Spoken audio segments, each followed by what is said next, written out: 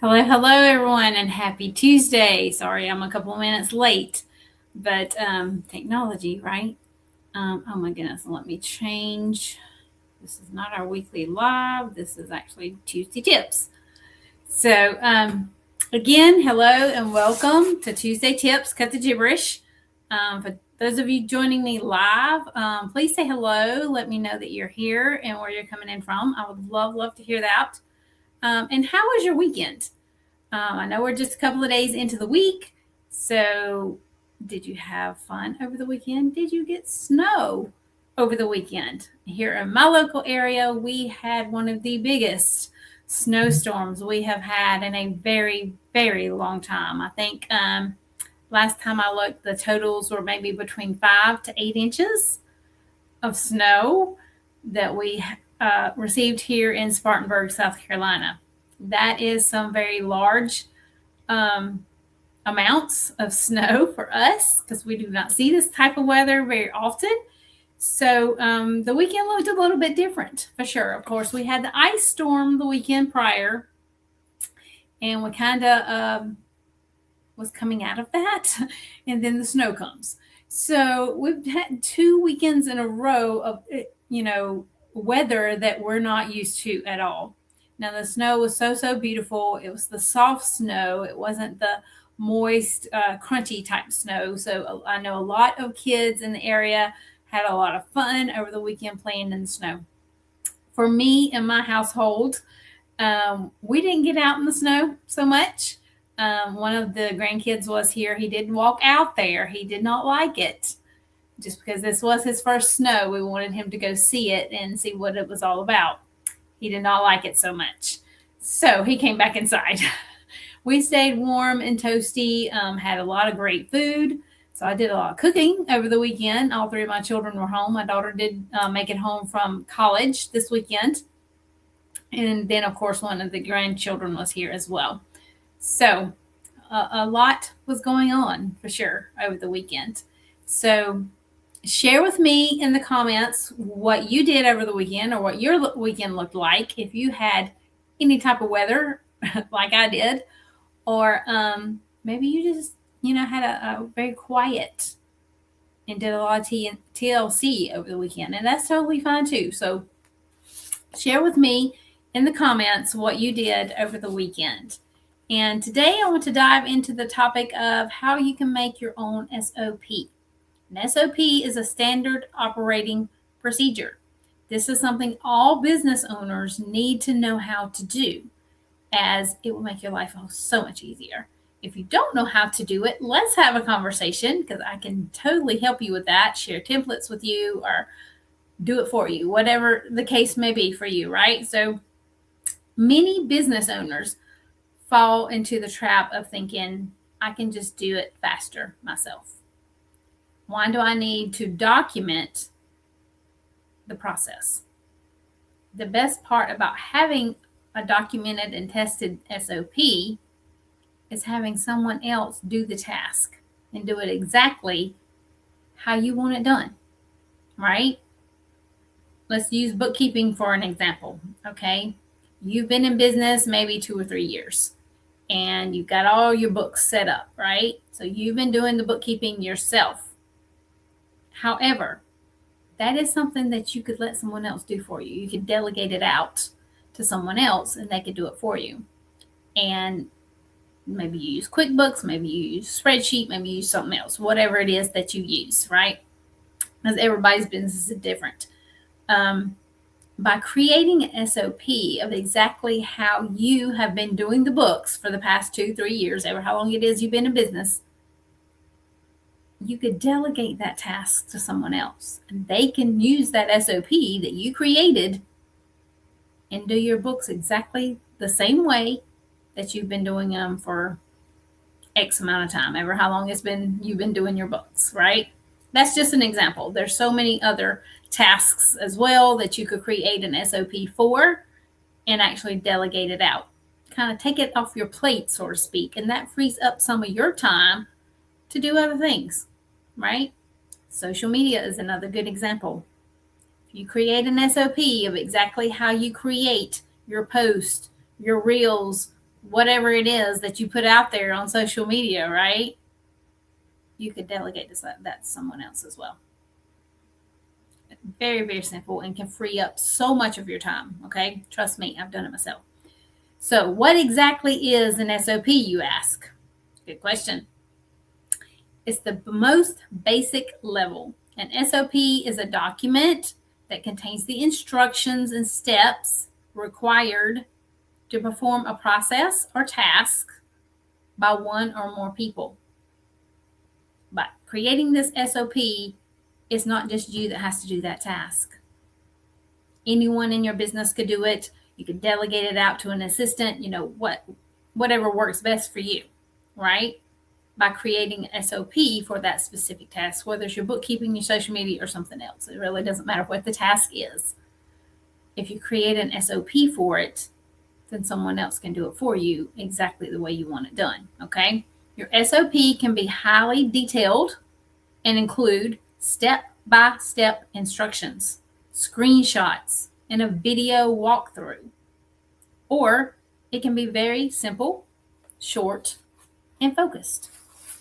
Whatever works best for you, or whatever it is, how it is you do that specific task, right? Here are a few benefits of having SOPs, okay?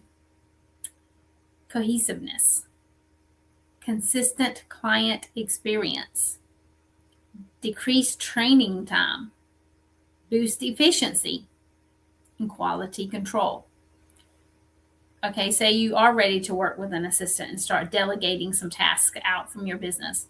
Do you want to take a week or 2 weeks to go train them on how you want XYZ done?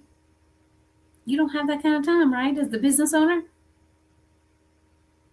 you don't have to take that time if you have SOPs already created and in place for the specific tasks that you're going to hand off to that assistant, or to your teenager for that matter, whatever the case is for you.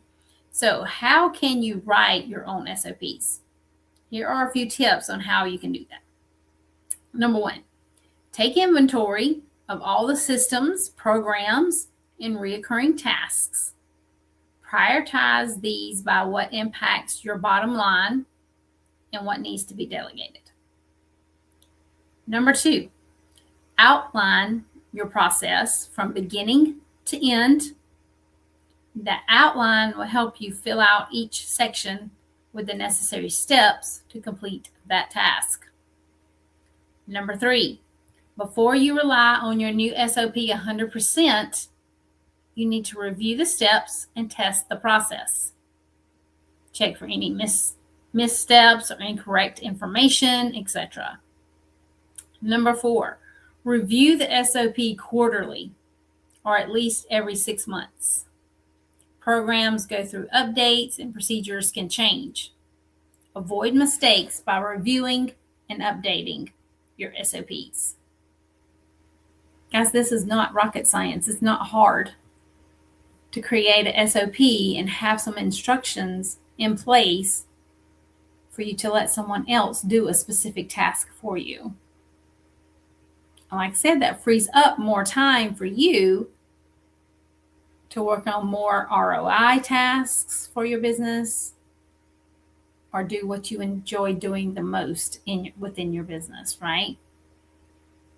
So creating an SOP, and if you don't want to create the SOP, most assistants know how to create SOPs, and they can create it for you for XYZ, whatever the task is that you want to delegate to them or to someone else, whatever the case is for you.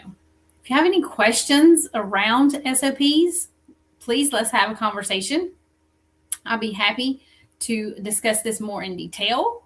If that's something you're wanting to implement maybe this year in your business, especially if you've only been in business for a very short period of time, and maybe you haven't ever created anything like this before for your business, now's the time to do that.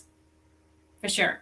You definitely want to step up and start creating those SOPs for any and all tasks that you do within your business. Whether you're going to delegate it out or not, you still should have an SOP in place for all the tasks, all the different things that you do. What would happen if unfortunately you had an accident, right? And you had to spend a few days or a week or a month even in the hospital, or, something of that nature. How's your business going to continue to run